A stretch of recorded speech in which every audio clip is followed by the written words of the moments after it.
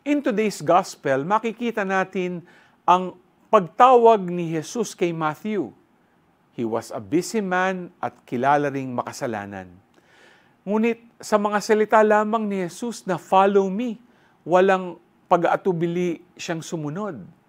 Kahit hindi siya sigurado, kahit malabo pa ang bukas, tumuloy lang siya at iniwan ang lahat dahil alam niyang si Jesus na ang bahala.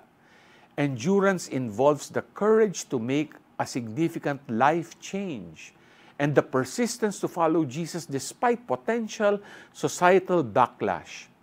Sana matuto tayo sa halimbawa ni Saint Matthew sa kanyang katapatan sa pagiging apostol at pagpapalaganap ng gospel. Kahit na dumanas siya ng hardships, nagpatuloy lang siya dahil alam niyang hindi siya pababayaan ni Jesus.